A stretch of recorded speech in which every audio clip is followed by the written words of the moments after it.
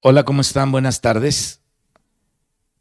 Les saludo a todos en el nombre del Señor Jesucristo, pues esperando que sus vidas estén bien, estén en salud y con la vida de Dios en sus corazones. Deja esto aquí. Y esta tarde quiero compartir con ustedes una parte del libro de Apocalipsis, porque ahí encontramos una exhortación para nosotros. Cuando estudiamos las epístolas, ¿se acuerdan de a la iglesia en los primeros dos capítulos, o dos y tres, perdón, de Apocalipsis? Veíamos que hay una parte histórica que es lo que realmente ocurrió en cada iglesia, ¿no? En Éfeso, en Pérgamo, en Tiatira, etcétera. Pero también el Señor está hablando aquí de algo profético. Y yo quisiera que fuéramos ahí al libro de Apocalipsis para ver algunas cosas que ya hemos considerado, pero eh, me llamó la atención el poder hablar de esto porque hay una exhortación muy interesante en lo que vamos a hablar. Hace un tiempo, ya bastante tiempo, yo leí un libro de Watchman Nee que se llama La Ortodoxia de la Iglesia, que este hermano plantea algo muy interesante ahí con respecto a las iglesias. Y bueno, si tú puedes conseguir el libro, pues consíguelo y lo lees, pero es un libro ya muy antiguo, obviamente. Pero yo quisiera que retomáramos la exhortación que Dios tiene aquí para nosotros y vamos a tratar de ir ahí. En los capítulos 2 y 3 de Apocalipsis, vemos que el Señor les habla justamente a todas las iglesias, ¿no? Está desde el capítulo 2 que comienza a hablar a la iglesia de Éfeso, luego le habla a Esmirna, le habla a Pérgamo, a Teatira, a Sardis, a Filadelfia, y luego el mensaje justamente a la Odisea, que es esa parte que vimos en la profecía que se está viviendo en estos tiempos, un tiempo eh, laodisaico, podríamos llamarlo así, en donde los derechos humanos se reclaman, todo ese rollo pues, los reclamos que hemos oído de los derechos y los grupos que se han levantado, ¿no? Las feministas, los feministas, el grupo de los grupos de género, todo lo que conocemos, pues es el tiempo del que se profetizó, que se está viviendo. Estamos en el último tiempo ya. Entonces, en los capítulos 2 y 3, el Señor habla a todas las iglesias en todos los lugares, a las iglesias de todos los tiempos y de todas las épocas. Y al estarle hablando a las 7 iglesias específicas del Asia Menor, también el Señor da una profecía acerca de la iglesia a través de la historia de la cual ya hablamos, ¿no? Y Él les habló a estas 7 iglesias, podríamos llamarlas las iglesias en el tiempo de la historia o las iglesias históricas, y al hablarles a ellas, Él trató ciertos asuntos que se iban a dar a lo largo de la historia de la iglesia y que nos enseñan cómo el Señor encontraría en su venida a las iglesias. Es decir, el Señor habla de su venida y nos dice que en esa venida va a encontrar a las iglesias de esa manera, ¿no? Como lo marcó acá. Así es que vamos a orar, vamos a pedir a Dios su ayuda y vamos a entrar en todo esto. Padre que estás en los cielos, te damos gracias por permitirnos, Señor, estar aquí reunidos en el nombre de Jesús, precioso nombre que es sobre todo nombre. También, Señor, te damos gracias por la expiación preciosa de Cristo, que abarca, Padre, cosas muy profundas, y todo este camino en el que andamos, Señor, estamos cubiertos por esa preciosa sangre, la cual nos limpia las conciencias de obras muertas para que te podamos servir a ti, siempre y cuando, Señor, confesemos lo que necesitamos confesar, cuando hay pecado, cuando hay transgresión, cuando hay una falta, cuando hay tropiezos, Padre. Te damos gracias por tu restauración, por tu perdón, Señor, y por habernos sostenido en tu camino por todo este tiempo. Gracias por tu fidelidad, Padre. Te adoramos y te bendecimos por eso. Y ahora te rogamos, Señor, que tú nos ayudes a tener entendimiento de esto que vamos a hablar, porque, Señor, pues tú hablas aquí algo muy serio, que es cómo vas a encontrar tú a las iglesias, Señor, en tu regreso, en tu segunda venida. Pedimos, Padre, tu ayuda en el nombre de Jesús. Amén.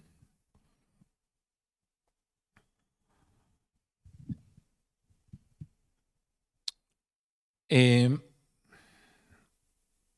en aquel libro que les dije que leía hace un tiempo, se plantean, esto es interesante, se plantean dos grupos específicos de la iglesia que están aquí entre las 7 que están mencionadas en los capítulos 2 y 3 de Apocalipsis.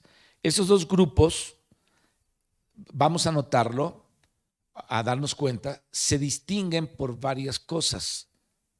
Una de ellas es cómo va a terminar, es decir, su terminación, cómo termina el Señor hablando y cómo termina ese mensaje a las iglesias. Entonces vamos a ver estas terminaciones de las 7 iglesias en el capítulo 2, cuando le habla aquí a la iglesia de Éfeso. El Señor Jesucristo primeramente está llamando la atención a la iglesia, que era la iglesia primitiva, y entonces el Señor llama la atención también o apela a los vencedores. Le está hablando a la iglesia primitiva y luego hace una apelación a los vencedores y él dice, el que tiene oído, oiga lo que el Espíritu dice a las iglesias. Y se dirige al grupo de los vencedores y dice, al que venciere, le daré de comer del árbol de la vida, el cual está en medio del paraíso de Dios. Al final del mensaje a la iglesia de Esmirna, el Señor, esta parte del Apocalipsis, mediante el Espíritu de Dios, mantiene el mismo orden que en lo de Éfeso y lo va a hacer también en la iglesia de Pérgamo. Primeramente les habla a las iglesias en general y luego les habla a los vencedores. En las 3 primeras iglesias, el Espíritu habla a la iglesia en general, es decir, le está hablando a la iglesia en general. Luego le está hablando a la iglesia cuando todavía estaba más cercana a su origen, es decir, a la iglesia que comenzó su origen, obviamente, en el libro de los Hechos y con la muerte y resurrección de Jesucristo, y no había tenido aquellos embates que tuvo cuando pasaron los siglos, ¿no? La Edad Media, el llamado obscurantismo, ¿no? Para algunos que le llaman el tiempo oscuro. Y entonces vemos que Teatira aparece ahí colocada dentro del capítulo 2 y el Señor le da un mensaje, el que tiene oído, oiga lo que el Espíritu dice a las iglesias, y luego otra vez vuelve a hablar, al que venciere no sufrirá daño de la muerte segunda. Entonces debemos fijarnos en esto, miren, en el capítulo 2, el mensaje a Teatira dice el verso 26, lo que acabo de leer, al que venciere y guardare mis obras hasta el fin, yo le daré, bueno, perdóname, estamos hablando del capítulo 26, es la iglesia de Teatira. Al que venciere y guardare mis obras hasta el fin, yo le daré autoridad sobre las naciones y las regirá con vara de hierro y serán quebradas como vaso de alfarero, como también yo la he recibido de mi Padre y le daré la estrella de la mañana. Entonces aquí vemos que desde ahora el Señor Jesucristo había primero hablado a los vencedores y luego dice, el que tiene oído, oiga lo que el Espíritu dice a las iglesias. Entonces a partir de Teatira, en el capítulo 2, la última iglesia que está en el capítulo 2, el Espíritu cambia aquí la manera como está hablando, el orden, y entonces el Espíritu comienza a hablar o a hacer su apelación primeramente a los vencedores, no a la iglesia en general, sino a los vencedores. Lo mismo ocurre aquí en las 3 iglesias mencionadas en el capítulo 3, y por este cambio del Espíritu, por este cambio de orden de hablar del Espíritu de Dios, podemos entonces agrupar las 3 iglesias, Éfeso, Esmirna y Pérgamo en un grupo, y podemos agrupar las 4 últimas iglesias desde Tiatira a la Odisea en otro grupo.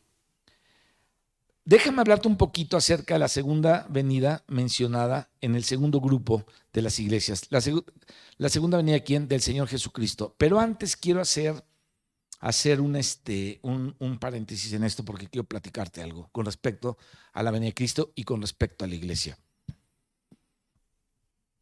He estado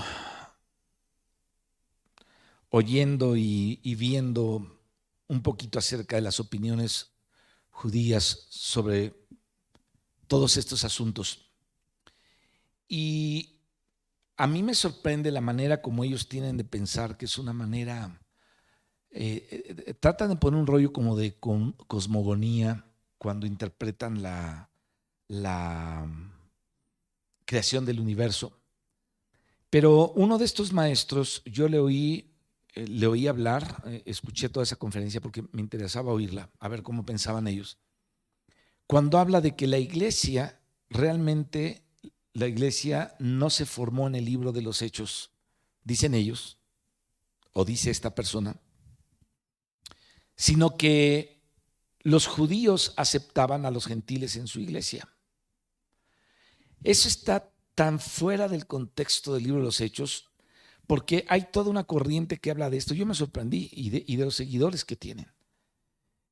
Realmente la iglesia sí comenzó en el libro de los Hechos. Pablo fue un apóstol a los gentiles, porque se comen muchos versículos y solamente dan su punto de vista de referencia, y ellos te hablan desde una mística judía y te dicen desde esa mística judía es que las cosas son así, pero no nombran muchos otros textos que están ahí.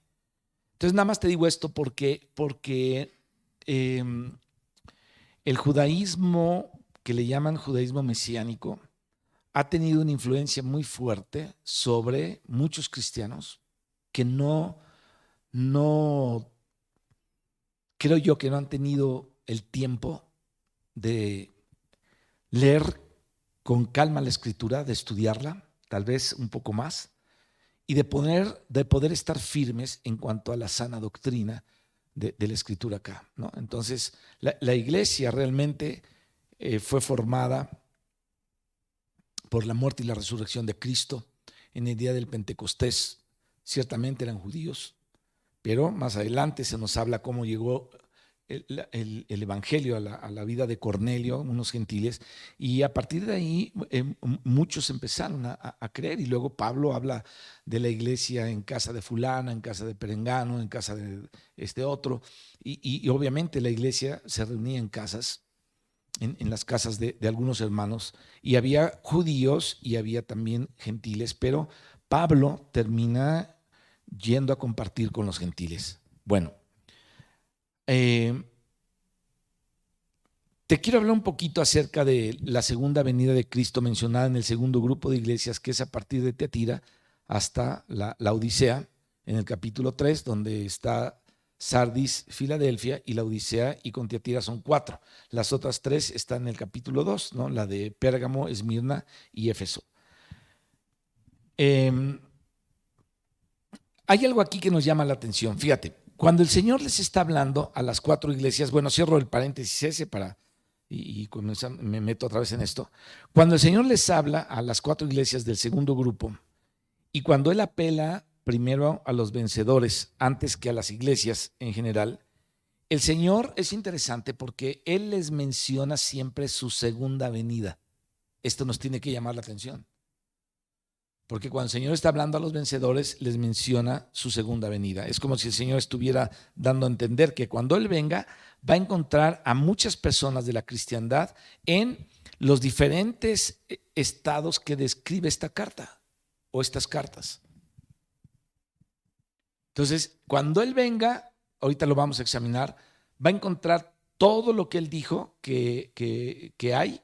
Y pareciera ser que el Señor nos está diciendo, esto es lo que yo voy a encontrar con excepto de algunos cuantos vencedores. Por eso se me hizo importante darte ese mensaje, mi hermano, mis hermanos, en la iglesia, para que podamos tener entendimiento de la importancia del tiempo que estamos viviendo y de la importancia de permanecer en las cosas de Dios firmes hasta que el Señor Jesucristo venga. Cada una de estas cartas no solamente habla, como te decía al principio, a las iglesias históricas de aquel lugar del Asia Menor, de aquella región, aunque sí habla eso, pero no solamente eso. Entonces Dios utilizó las situaciones descritas aquí por el Señor Jesucristo, porque esta es la profecía que habla acerca, que él habló en estas iglesias históricas de Asia Menor, para hablar profecía. Acuérdate que todo Apocalipsis, desde el primer capítulo hasta el último, es llamado una profecía. Dice bienaventurados el que lee y los que oyen las palabras de esta profecía, dice en el capítulo 1, versículo 3. Esto nos conduce a interpretar estos capítulos 1 y 2 de Apocalipsis también como profecía acerca de la situación de la iglesia en general. Aunque le hablaba a aquellas primeras iglesias históricas de aquellos tiempos, al mismo tiempo le estaba hablando a todas las iglesias, es decir, a las diferentes condiciones, a las diferentes características por las que el pueblo de Dios tendría que pasar, los diferentes desafíos que la iglesia del Señor en las distintas circunstancias tendría que enfrentar.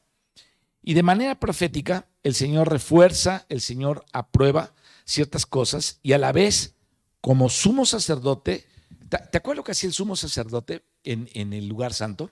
¿Sabes qué hacía? Te lo voy a recordar. Encendía las velas del candelabro y recortaba las mechas quemadas del candelero. Entonces, el Señor como sacerdote, pero del orden de Melquisedec, como sumo sacerdote, usando aquellas tijeras, ¿no? La que le llamaban de espabiladera, ¿no? Le dice a la iglesia también lo que él desaprueba. Y entonces en el capítulo 1, por esa razón, él aparece vestido como sacerdote, porque él es el sacerdote, sumo sacerdote según el orden de Melquisedec.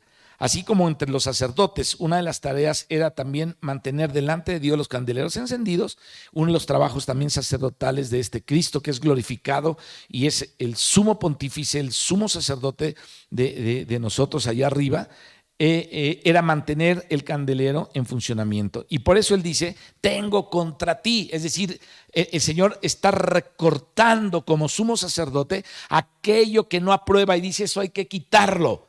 Esa es nuestra responsabilidad. Por eso no lo anuncia acá. Y luego dice, tienes esto, ¿no? Entonces, él aprueba ciertas cosas, pero desaprueba ciertas cosas. Y así el Señor se presenta, mis hermanos, como la respuesta para todos los desafíos del pueblo de Dios en cualquier circunstancia. Él aprueba esto, pero desaprueba aquello. Él le agrada esto, pero esto de acá él no lo puede aprobar. Bueno, una de las cosas de este segundo grupo de las iglesias, las 4 últimas, desde Tiatira hasta la Odisea, es que se les menciona la segunda venida del Señor Jesucristo. Y esto tiene un significado interesante. ¿Cuál es ese significado? Que cuando el Señor venga, Él va a hallar a la cristiandad en diferentes situaciones, y es lo que vamos a hablar, es lo que vamos a ver. Fíjate lo que dice aquí y las situaciones diferentes que hay. Tú las vas a ver con cuidado, pero ahorita yo voy a nombrar algunas, que es de lo que se trata este mensaje que te quiero dar. Entonces, no todos los cristianos van a ser hallados en la misma situación. Ojalá todos fueran vencedores.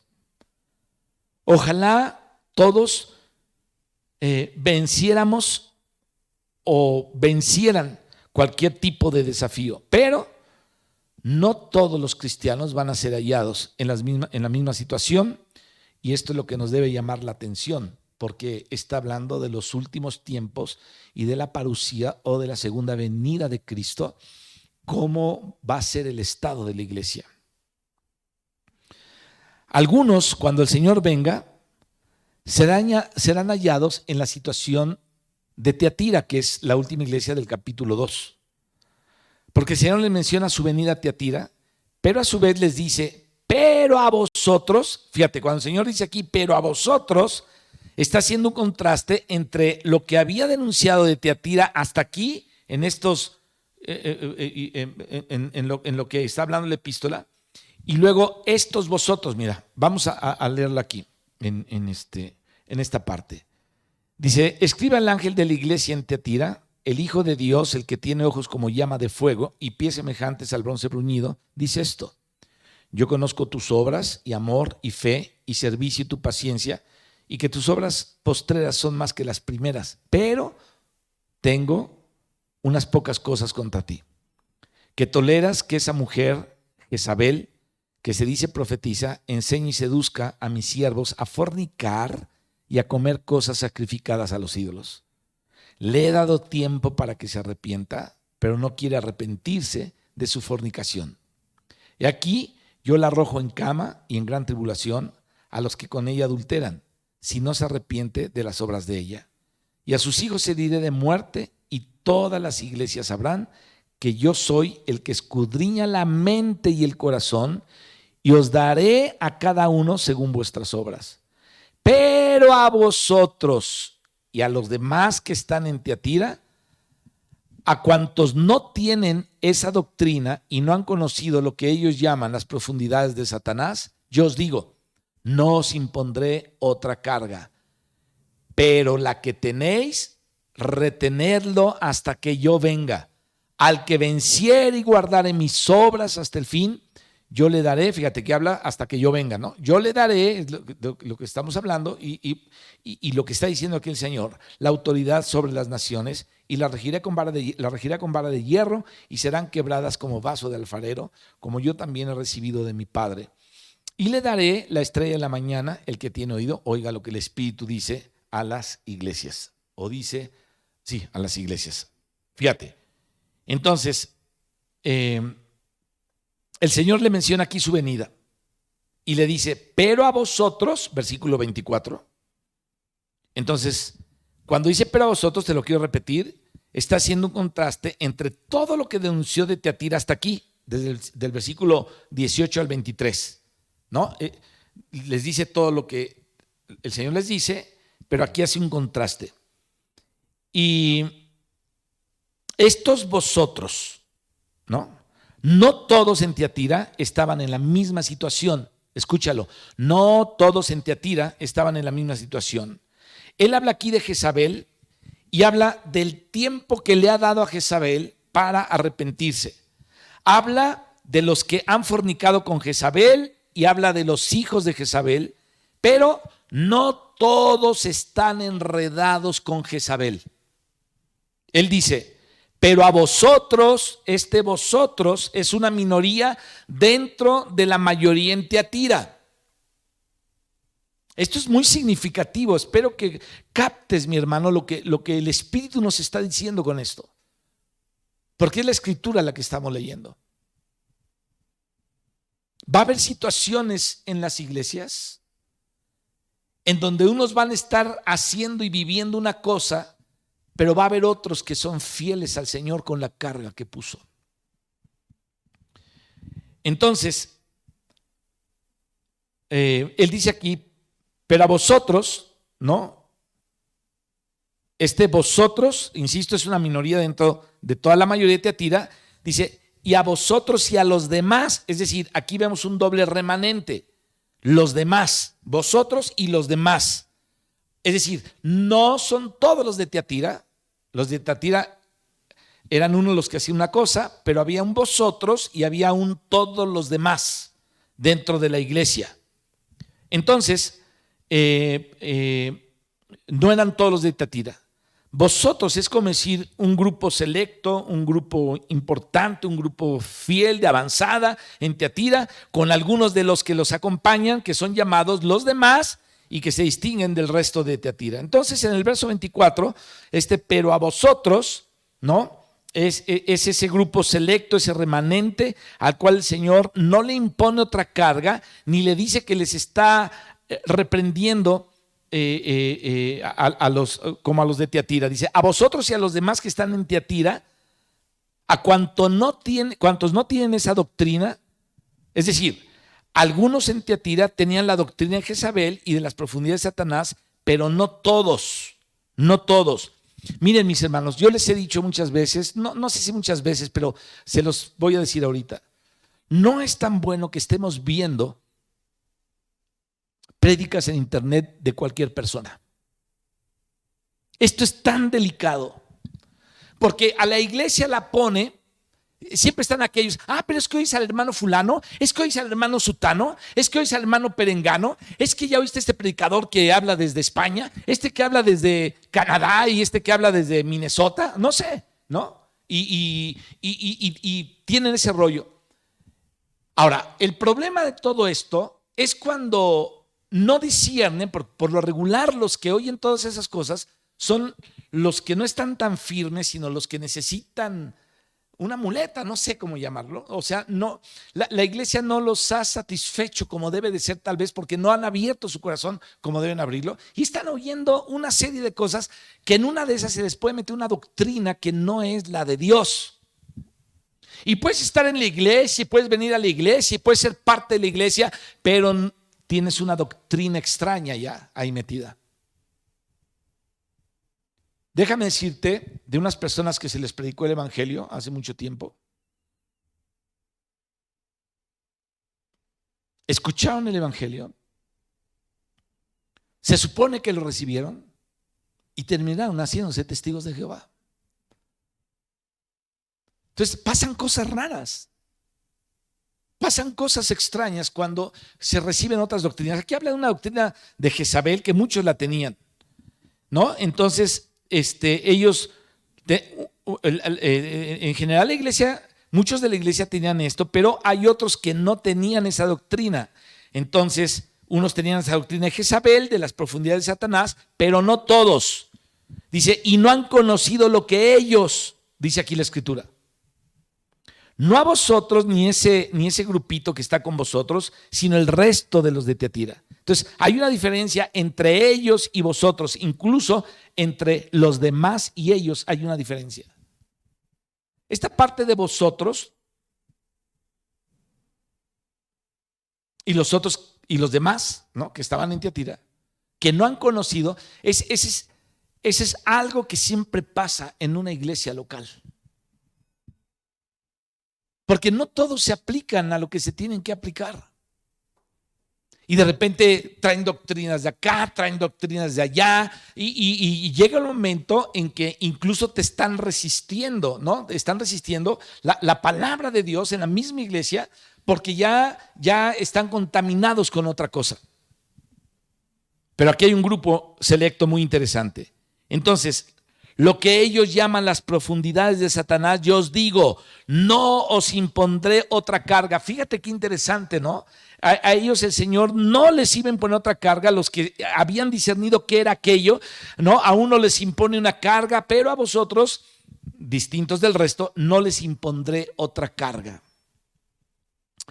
Pero lo que tenéis, no dice el Señor que lo que tengan todos, o que lo tengan todo, pero por lo menos tienen algo, ¿no? Lo que tenéis, algo que Él valora.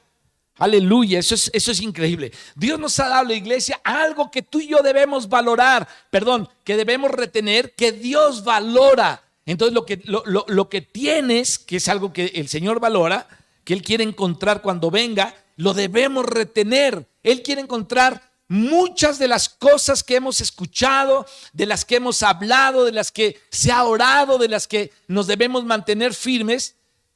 Cuando Él venga, nos quiere encontrar con ellas cuando Él venga, con todas estas cosas. Entonces, el Señor quiere encontrar de aquellos que les ha correspondido vivir en el ambiente señalado por Tiatira. Dice, lo que tenéis, retenerlo hasta que yo venga. Es decir, manténganlo. Tú y yo debemos apreciar esto, mi hermano.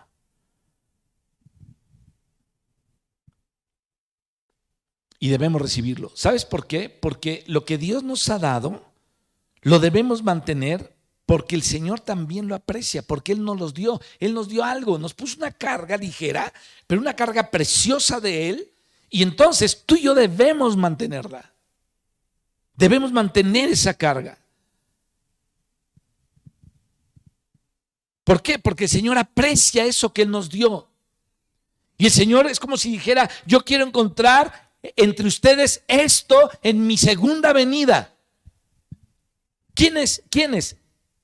Vosotros y los demás de Tiatira, los que han conocido las profundidades de Satanás, lo que llaman las profundidades de Satanás, dice, no les impondré otra carga, pero lo que tenéis, retenedlo hasta que yo venga.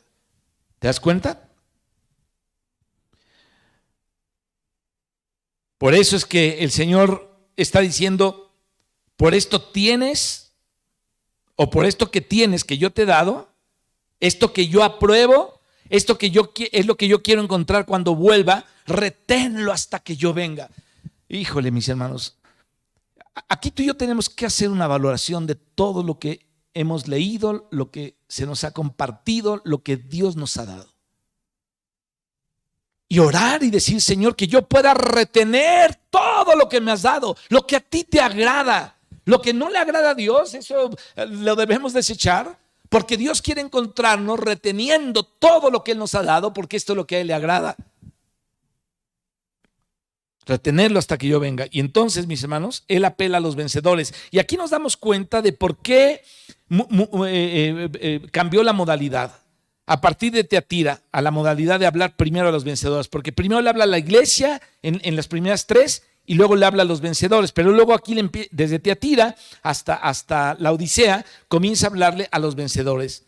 Insisto, antes eran las iglesias y por último los vencedores, pero ahora comienza a hablar primero a los vencedores. Es decir, Él quiere encontrar vencedores entre aquellos cristianos a quienes les ha correspondido vivir en las circunstancias de Teatira. Déjame planteártelo. En nuestra iglesia, Él quiere encontrar vencedores entre aquellos cristianos a quienes les ha correspondido vivir en la iglesia de Iztapalapa. Está tremendo esto, porque esto son cosas de iglesias locales. Pero qué advertencia más impresionante. Es muy interesante que nos demos cuenta, mis queridos hermanos, cómo el Señor sí tiene en cuenta las diferentes clases de circunstancias en las que las personas tienen que vivir y desarrollar su labor, cosa que a veces nosotros no tomamos en cuenta. Pero Dios sí las toma en cuenta. Esto a mí me sorprendió. Fíjate, si te sorprende la mente satánica de los que quieren meter ya una vida de robot y en el humano y uno se admira de los pasos de la ciencia que ha dado y cómo todo este rollo va a evolucionar, nos deberíamos de admirar de aquel que conoce todas las circunstancias de nuestra vida y que sabe el contexto de dónde nos estamos desarrollando nosotros, y en base a eso tú y yo, en medio de esa circunstancia, tenemos que retener lo que Dios nos ha dado, que es lo que Él aprecia y lo que Él aprueba.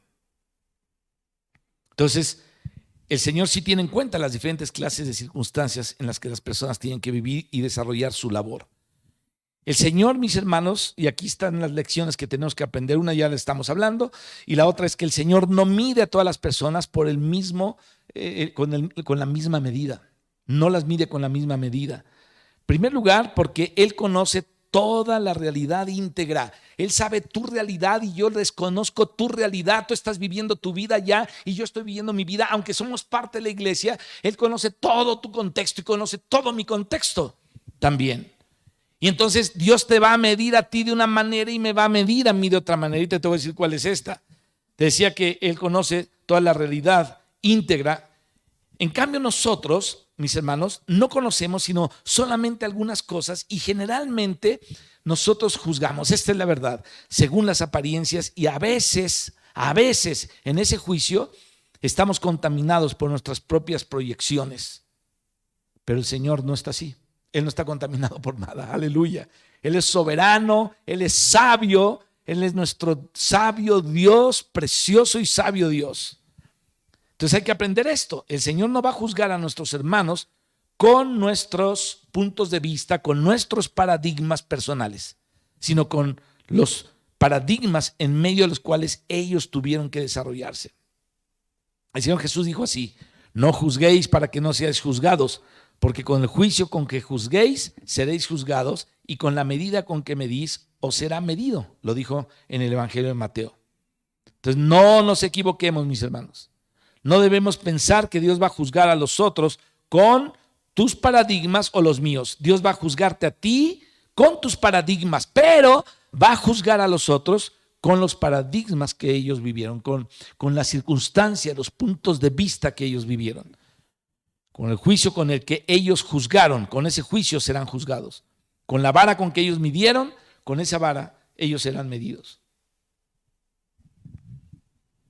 Cuando yo estaba meditando en esto en la madrugada, Yo estaba orando al Señor pidiéndole que restaure esa área en nuestra vida. Principalmente, obviamente estaba orando ahí por mí, porque sí necesitamos darnos cuenta y ponernos a cuentas con Dios y darnos o tener entendimiento de que con la vara que midamos seremos medidos.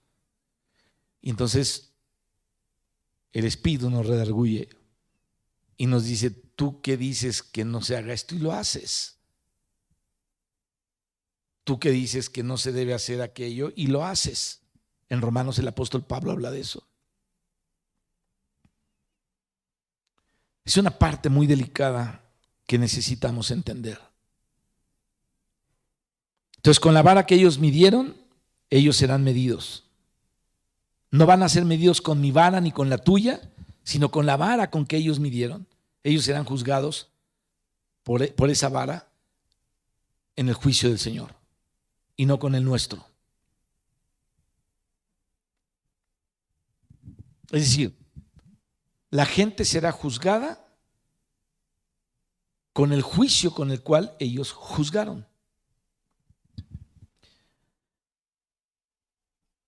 Déjame andar un poquito más en todo este rollo de los paradigmas, porque aquí hay mucho rigor en todo esto. Esto es sorprendente por parte del Señor. Fíjate, a veces nosotros pensamos o sentimos que todos los hijos y siervos y personas de la tierra, que son criados ajenos, por llamarlo de una manera, van a ser juzgados por nuestras propias medidas o nuestros propios paradigmas.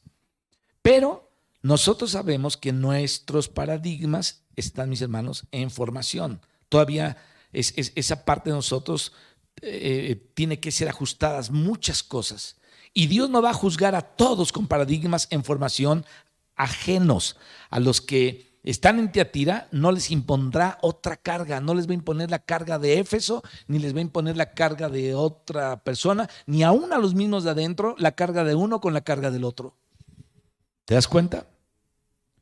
Dice el Señor que en el día del juicio habrá más tolerancia, por ejemplo, para Sodoma y Gomorra, que son tan terribles, que para algunas otras ciudades. Y Él dice: en el día del juicio, los de Sodoma y Gomorra, aquella generación, se levantará contra esta otra generación, porque ellos se hubieran arrepentido si hubieran tenido las mismas oportunidades que tuvieron estos otros.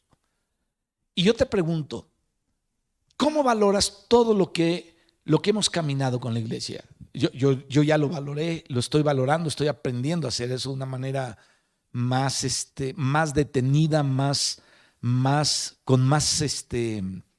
con más detenimiento. Tengo que valorar todas estas cosas. ¿Sabes por qué? Porque si Dios no le ha dado a otros las oportunidades que a otros les ha dado, o que a mí me ha dado, y a otros no les ha dado a mí no me ha dado las oportunidades que a otros les ha dado, Dios no me va a juzgar por la oportunidad que no me ha dado, sino por las que me ha dado. Entonces el Señor sabe que no todos han tenido las mismas oportunidades, no todos han tenido el mismo proceso, por lo tanto el Señor es muy justo en su examen de las cosas y Él tiene en cuenta la historia de cada uno. Estaba yo leyendo el libro de Job y veía cómo Dios tiene abiertos todos los apuntes de la vida de cada persona delante de Él. El Señor tiene en cuenta lo que la persona ignora y Él tiene en cuenta las oportunidades que tuvo o que no tuvo. ¡Ay de vosotros! Porque a vosotros se os pedirá mayor cuenta. ¿A quién le dijo eso? A sus apóstoles. Dice: porque ustedes han tenido mayores oportunidades que otros. El juicio contra ustedes será más riguroso. No todos los juicios serán con el mismo rigor ni con la misma vara, sino que el Señor a cada cual lo va a juzgar con su vara. Es decir, con tu vara Dios te va a juzgar. Dios te dio una vara y con esa te va a juzgar. Dios te dio una oportunidad y con esa te va a juzgar.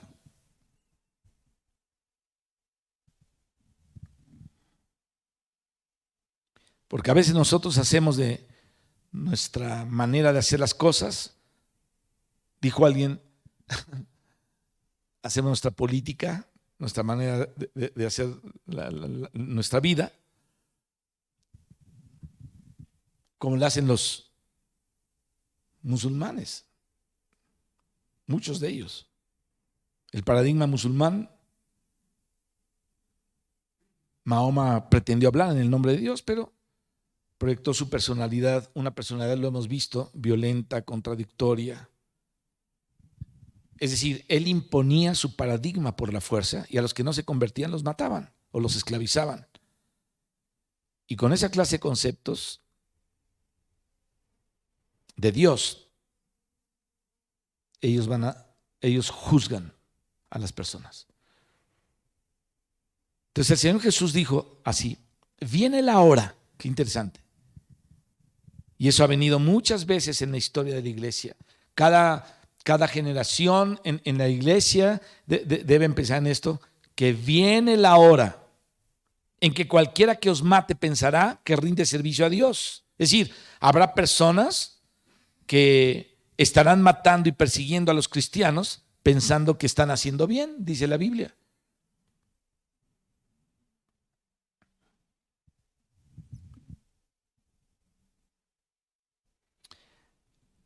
¿Tú te acuerdas que ha habido muchas matanzas por causa de Dios? Las hubo en Alemania, las hubo en Francia, las hubo en Suiza, las hubo en muchas partes de Europa. Y una vez un hombre que había participado en la matanza de los hugonotes en Francia, que eran los cristianos bíblicos, en la noche eso está escrito ahí en la historia, tú lo puedes ver, en la noche de San Bartolomé y otras persecuciones que siguieron a esto, que se dieron masacres terribles, y cuando se estaba muriendo uno de estos duques perseguidores, el sacerdote católico le preguntó si no tenía que arrepentirse de eso, y él dijo no, sino que esa era la mejor cosa que pude hacer en mi vida, pensaba él, muriéndose. Dices que eso es lo mejor que pude haber hecho en mi vida, matar a todos estos herejes. Esa era la gloria con la cual él pensaba presentarse delante de Dios en el umbral de la muerte. Él habló esto y era la manera como se pensaba presentar delante de Dios. Híjole. Haber exterminado a los herejes, que eran los hijos de Dios, les decía el herejes. Entonces dice el Señor: viene la hora en que cualquiera que os mate pensará, ese es su paradigma, que rinde servicio a Dios.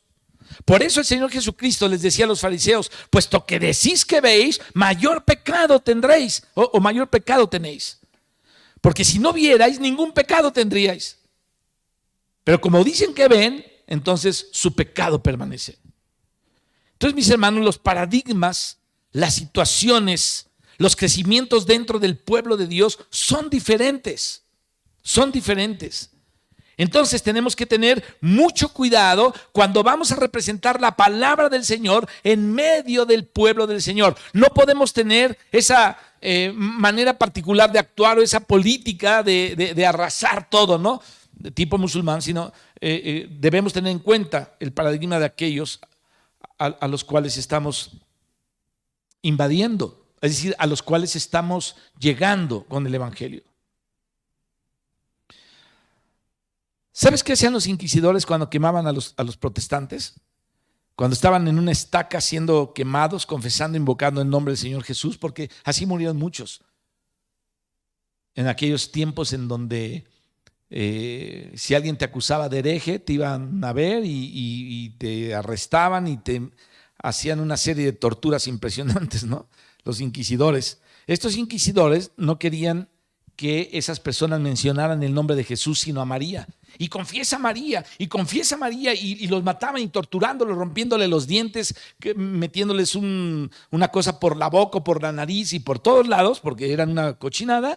Ellos les querían hacer que confesaran a María, y entonces les ponían una estaca, una estatua de María, y el pobre hermano estaba siendo quemado y le metían la estatua de María por la nariz y le decían: di, salve Regina. Y ahí estaban, di, y lo estaban torturando para que dijera eso, queriendo que invocara a María y no al Señor Jesús. Qué paradigmas, ¿verdad? Este era un paradigma. Y aquellos que hacían eso querían salvar al hereje. Ellos querían que ese hereje se salvara de esa manera. ¿Se dan cuenta? Y podemos ver las diferencias aquí. Cuando el Señor Jesús venga, Él va a encontrar hermanos que les ha tocado vivir en el contexto de Tiatira, y Él le habla a los vencedores y les habla de lo que Él espera de ellos. Entonces, hablemos un poquito de los privilegios, pero también hablemos de las responsabilidades. Luego en Sardis, la que sigue después de Tiatira. Vamos a leerlo.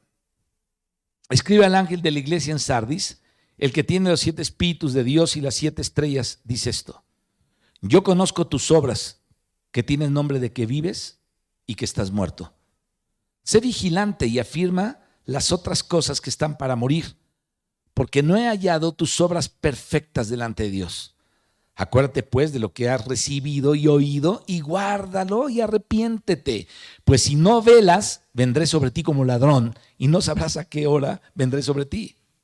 Pero tienes unas pocas personas en Sardis que no han manchado sus vestiduras, y andarán conmigo en vestiduras blancas, porque son dignas. Dijo, este versículo está impresionante, ¿no? El que venciere será vestido de vestiduras blancas, y no borraré su nombre del libro de la vida, y confesaré su nombre delante de mi Padre y delante de sus ángeles. El que tiene oído, oiga lo que el Espíritu dice a las iglesias. Es el mensaje de Sardis. Fíjate, a Tiatira le dijo lo que tienes, y a Sardis, lo acabamos de leer, no le dice lo que tienes, porque tenías más y se te está perdiendo. O sea, tú tenías mucho y lo estabas perdiendo. Se están perdiendo las cosas que tú tenías.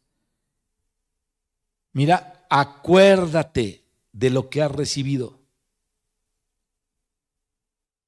Es decir, ahora estás teniendo menos de lo que has recibido. Entonces a los de Tiatira les dice, lo que tienen, esto reténganlo. Pero a los de Sardis les dice, espero que tengan más de lo que tienen. Han dejado perder las cosas que ya tenían ellos. Eso es lo que dice. Entonces dice, guárdalo y arrepiéntete, pues si no velas, vendré sobre ti como ladrón y no sabrás a qué hora vendré sobre ti. Y aquí le menciona su venida, otra vez el Señor Jesucristo. Bueno, algunos, mis hermanos, en la venida del Señor van a ser hallados en la condición de Sardis. Entonces, lo que Sardis representa en la historia de la iglesia, en esa representación van a ser hallados, porque este mensaje es profético.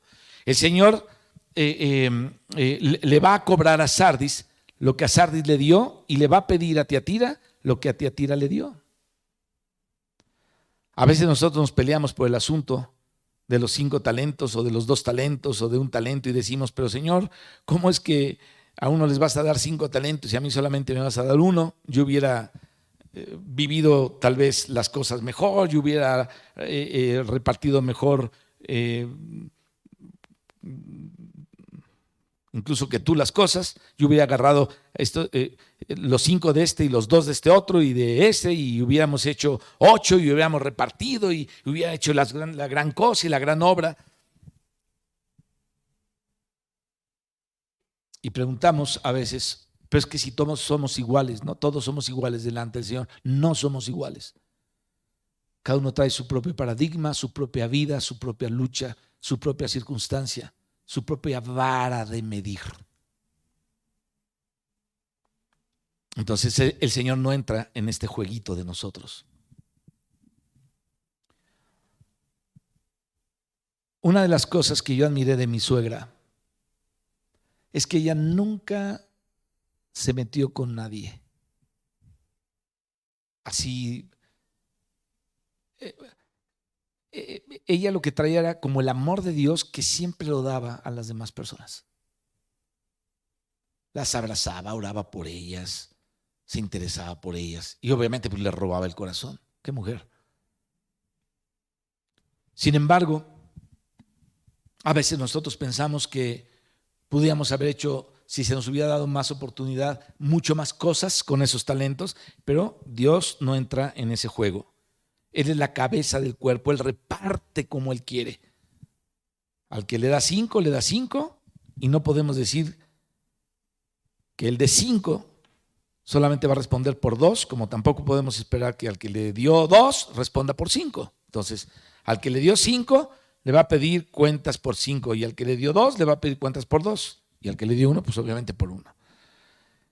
Él no te va a pedir cuentas a ti como le pide a otro hermano, ni como le pide a otros. Es decir, a todos nos va a pedir cuentas, pero de acuerdo a nuestro desarrollo.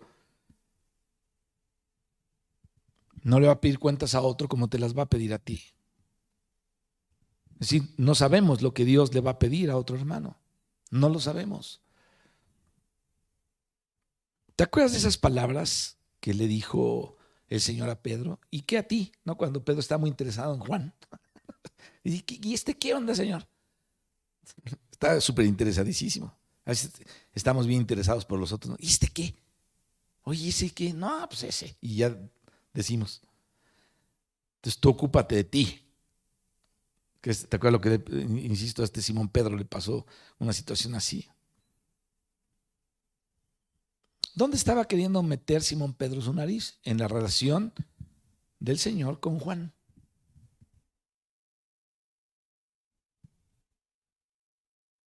Y el Señor le tuvo que decir, ¿y a ti qué te importa, Pedro?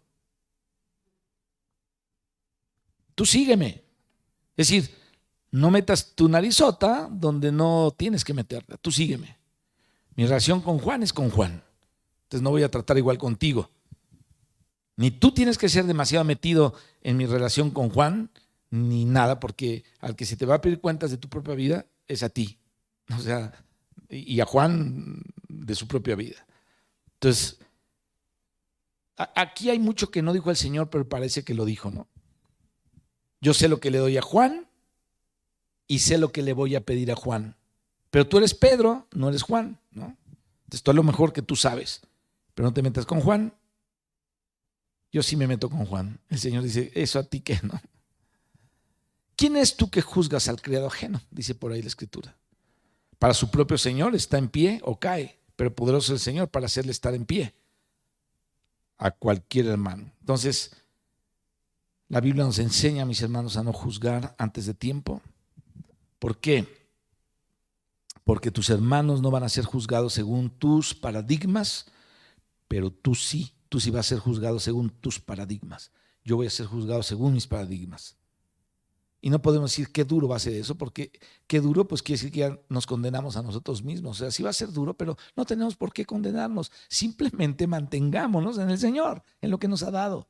Retengamos lo que nos ha dado. No dejemos que se pierda de las muchas cosas que Él nos ha dado. Entonces, tú sí vas a ser medido con la vara que tú mides, pero no tus hermanos, sino tú. No yo, perdón, no voy a ser, mis hermanos no van a ser medidos con mi vara, sino yo voy a ser medido con mi vara y tú con la tuya. Entonces hablemos aquí lo que pasó con la iglesia de Filadelfia. Dice aquí el Señor, le habla de su venida también a Filadelfia, dice, por cuanto has guardado la palabra de mi paciencia.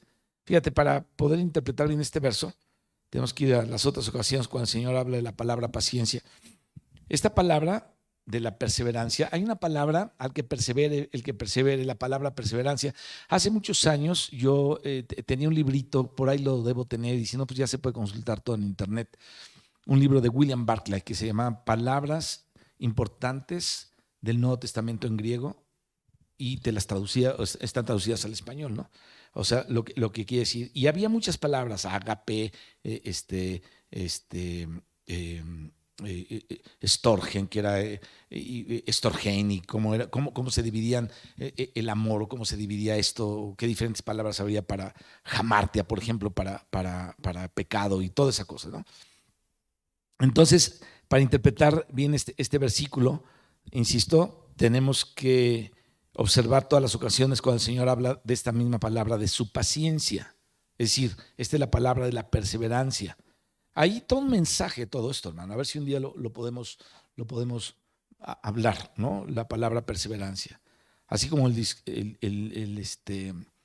el discurso de los últimos tiempos del Señor en el monte, ¿no? 2 días antes de la Pascua, que está registrada una parte en Mateo 24, 25, otra en Mateo 13 y 14 y otra parte en Lucas, en, en el versículo 17, en el capítulo 17 y 21, ¿no? De ahí de Lucas.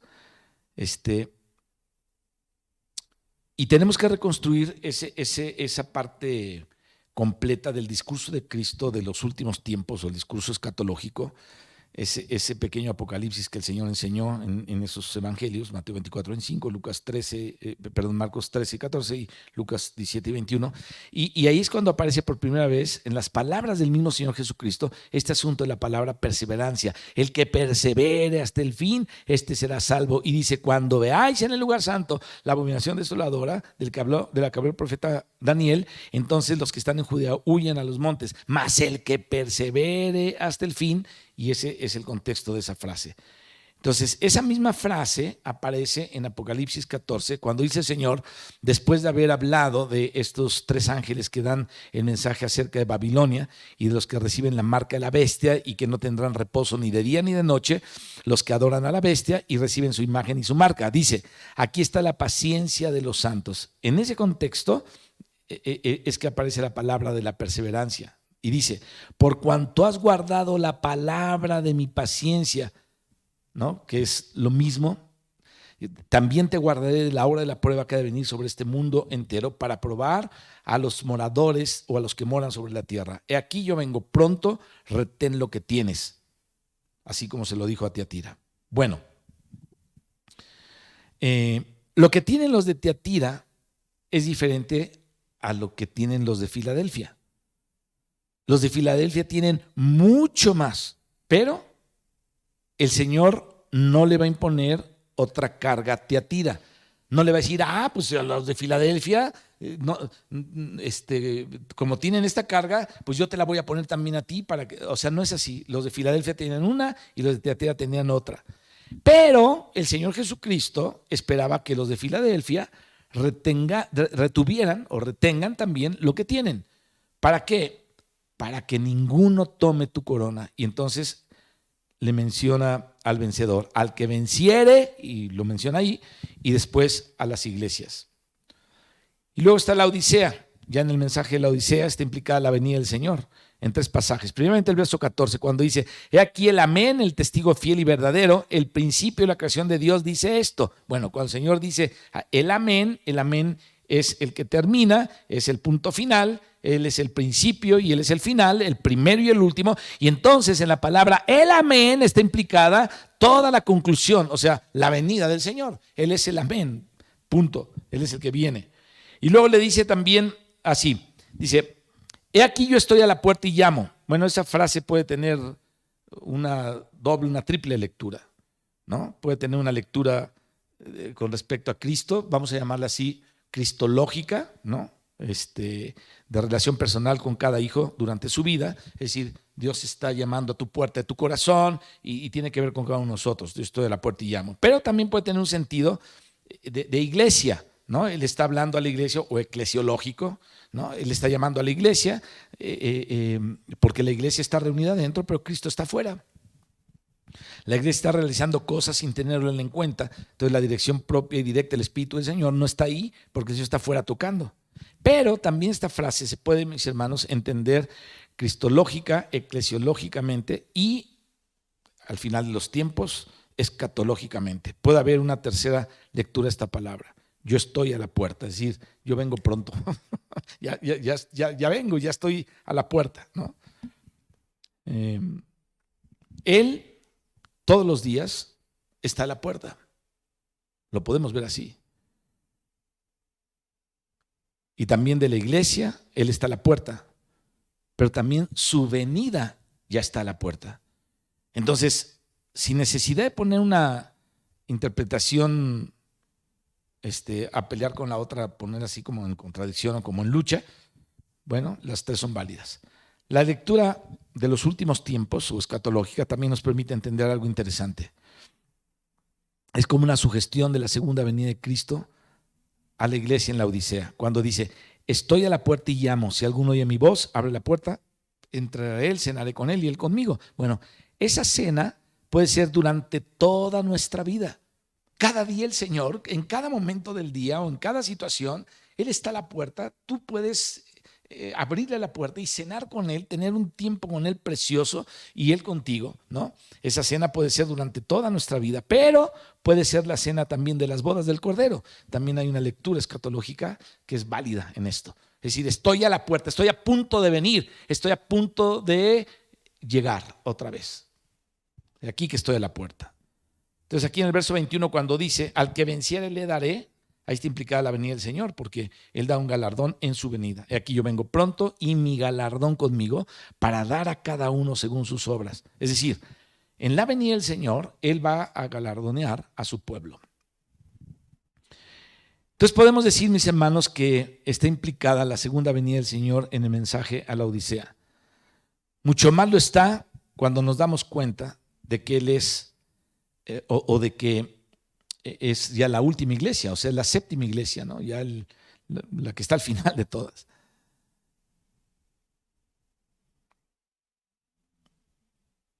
Y si lo leemos en el contexto de la profecía, porque todo el Apocalipsis es una profecía, bueno, esta iglesia nos está revelando a la gente cristiana de los últimos tiempos, como lo vimos en el estudio de Apocalipsis, y como es, yo creo, la correcta interpretación.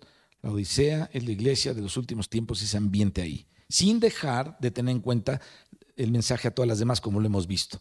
Entonces, al que venciere, le daré que se siente conmigo en mi trono, así como yo he vencido y me he sentado con mi Padre en su trono. Entonces, cuando el Señor venga, Él va a encontrar hermanos en la situación de la Odisea, algunos vencedores. Ojalá, ojalá también todos. Algunos van a ser encontrados en la situación de Filadelfia, algunos vencedores, ojalá sean todos, y algunos van a ser hallados en la situación de Sardis, como hoy en la cristiandad. Hay personas que tienen un trasfondo católico romano, otras un trasfondo protestante, otras tienen un trasfondo de la visión de la iglesia, otros se han deslizado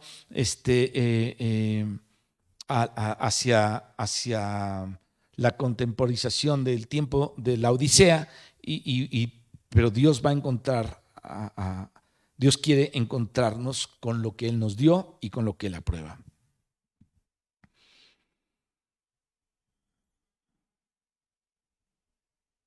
Bien, fíjate,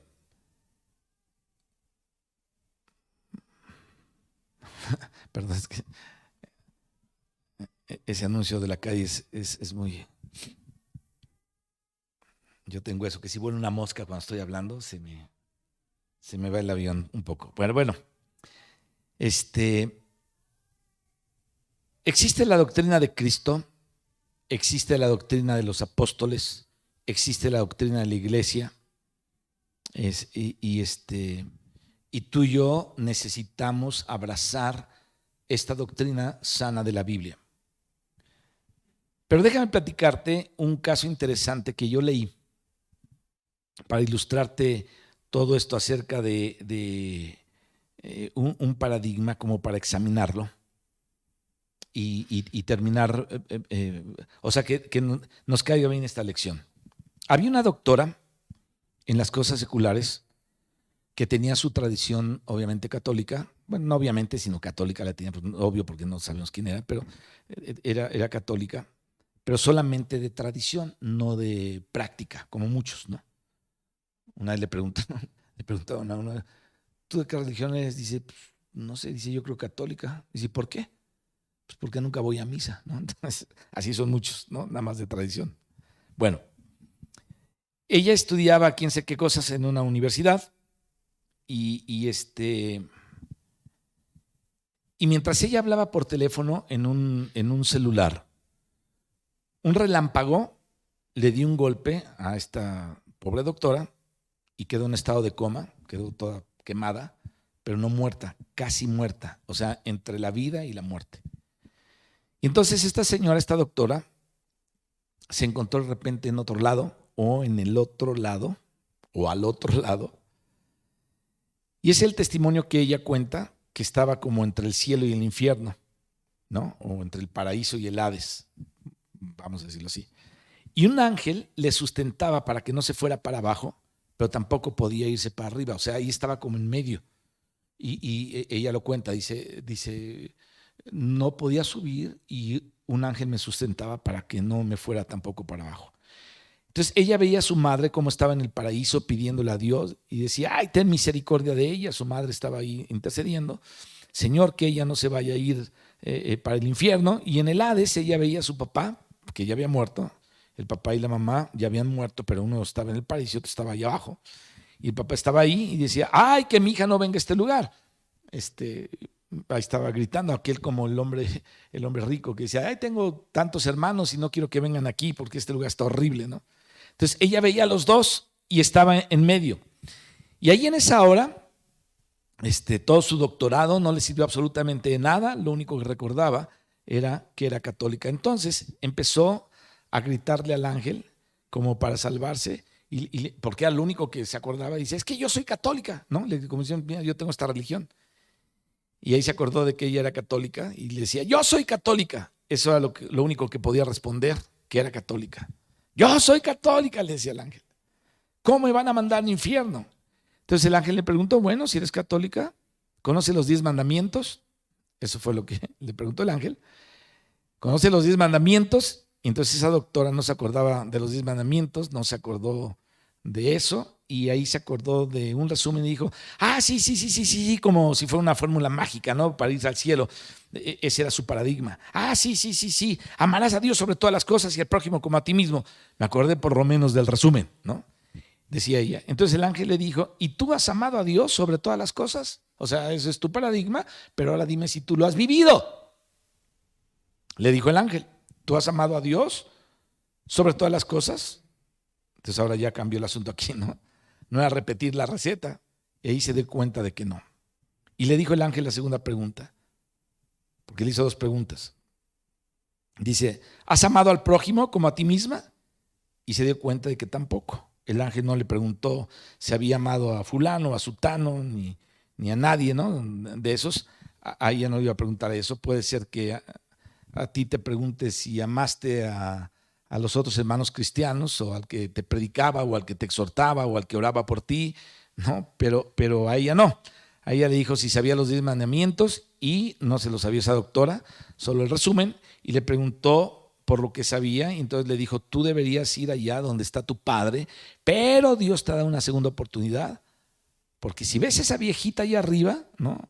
Había un viejito, eh, no era allá arriba, más bien, si ves ese viejito allá, y había un viejito en el pueblo donde ella vivía, cerca donde ella vivía, que había ido a comprar, no sé, un queso, una cosa ahí, una leche, no sé qué.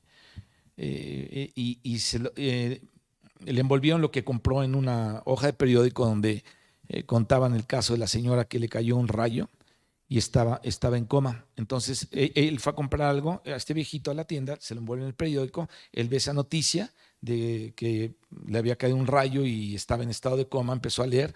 Entonces él empezó a interceder a Dios por esa señora que estaba en coma entre la vida y la muerte. ¿Y saben qué? Dios oyó la oración de ese viejito. Entonces, esta mujer, el ángel le hizo saber si podía ver ese viejito de allá. Y ese viejito es el que estaba orando por ella por la noticia que vio ahí en el periódico, que ella ni lo conocía. Y el ángel le dijo, si ves ese anciano allá, ese campesino, él está orando por ti y Dios te va a dar una segunda oportunidad. Qué tremendo. Muchas veces de las que he venido en la carretera, me ha tocado ver motociclistas que me rebasan, yo creo que van como a 250 kilómetros por hora. Y yo digo, se van a matar, se van a matar. Entonces, ahí ellos no saben, pero yo digo, Señor, sálvalos, guárdalos, cuídalos, no sé qué hagas, pero que no se maten, Señor. Dale chance de que te oigan de ti, ¿no? Aunque sea una vez en su vida. Y a veces pasa así, no sabemos cuántas personas Dios está salvando por la intercesión de uno de nosotros. Este viejito campesino que había estado orando hizo que Dios le diera una segunda oportunidad. Y entonces volvió a la vida y empezó a contar su testimonio ahí en el colegio, etcétera, etcétera. ¿Qué es esto? Una ilustración de que Dios te juzgará con el juicio con que tú juzgas. Yo creo que es muy claro este ejemplo, a mí me bendijo mucho saber que cuando te presentes delante de Dios, Él te va a preguntar de lo que tú sabes, de tu paradigma, y tú le tienes que contestar acerca de lo que Él te dio a ti, no de otros. ¿Te das cuenta? Hablemos un poquito de lo que habla la Escritura de misericordia y juicio. Bienaventurados los misericordiosos, dice el Sermón del Monte, porque ellos alcanzarán misericordia, pero ay de los que no tienen misericordia, porque no se tendrá de ellos misericordia. Y la misericordia triunfa sobre el juicio. Entonces, con el juicio con que tú juzgues, tú serás juzgado. Nadie será juzgado con tu juicio, sino solamente tú. Nadie será medido por tu paradigma, sino solamente tú. Y nadie será medido por mi paradigma, sino solamente yo. Entonces, cada uno será juzgado con el juicio con que juzgó y medido con la vara con que midió. Mira, mi hermano, esto es fácil de concluir. Cuando el Señor venga, encontrará a muchos hijos de Dios en diferentes situaciones. Si aprendemos estas cosas, Dios nos va a ayudar, creo, a movernos mejor en medio del pueblo de Dios y tratar a las personas con más misericordia para no ser nosotros mismos juzgados. Porque el Señor, después de que termine de corregir al otro, va a empezar contigo. A ver, ¿pensaba Babilonia que era mejor porque le estaba dando palos a Israel? ¿Te acuerdas cómo le dio a Israel durísimo? No. Era la hora de Israel. Pero después le llegó la hora a Babilonia. ¿Y sabes qué? Después le llegó la hora a Persia y después le llegó la hora a Grecia y después le llegó la hora a Roma. Entonces, así es como el Señor trabaja. Aquí en nuestro país llegará la hora para cada cristiano, para cada iglesia también.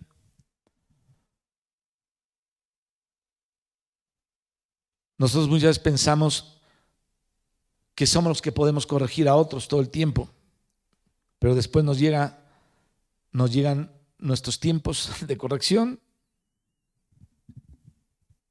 y luego les llegan a otros.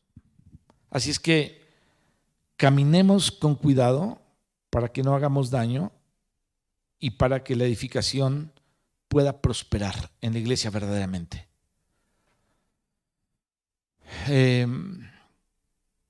Tomemos muy en cuenta que Dios no te va a poner otra carga, ni la carga que le puso al hermano. Cuando yo digo es que el hermano tenía esta carga y yo tengo que hacer lo que esa carga del hermano, que el hermano llevó, la tengo que hacer, no siempre es así. Al menos que la iglesia ponga una carga, Dios en la iglesia ponga una carga donde todos sabemos cuál es la carga verdadera que Dios ha puesto y seguir trabajando sobre esa carga porque nos ha puesto a todos. Pero también hay otra parte donde a cada uno Dios le ha puesto una carga que no le va a pedir cuentas a los demás por esa carga. Así es que seamos sabios y entendidos en todo esto y que Dios nos ayude. Padre, te damos gracias por tu palabra. Te damos gracias por los mensajes, Señor, a las 7 iglesias, el mensaje específicamente donde tú hablas a los vencedores, a Teatira, a Sardis, a Filadelfia y a la Odisea. Padre, que podamos retener lo que tú nos has dado, que no perdamos lo mucho que nos has dado también y que podamos, Señor, serte fieles hasta la muerte. Perdona, Padre, toda palabra ociosa, perdona toda actitud que no viene de ti. Perdónanos por haber hablado antes de tiempo, por ser prejuiciosos. Oramos que la sangre de Jesús nos limpie y nos guarde. Y que podamos, Señor, juzgar nuestra vida a la luz de tu palabra, la nuestra. Y solamente que hay una acción que afecte al cuerpo, creo que podemos determinar, Señor, algunas cosas en el liderazgo que nos has puesto. Pero por otro lado, Padre, creemos que muchas veces hemos hablado de más y pedimos perdón por cada palabra de más que hemos hablado. En el nombre de Jesucristo. Gracias que tu sangre expiatoria está ahí, Señor, y nos cubre. A ti sea la gloria y la alabanza por los siglos de los siglos. Amén. Dios les bendiga, mis hermanos, y nos vemos el domingo. Bendiciones.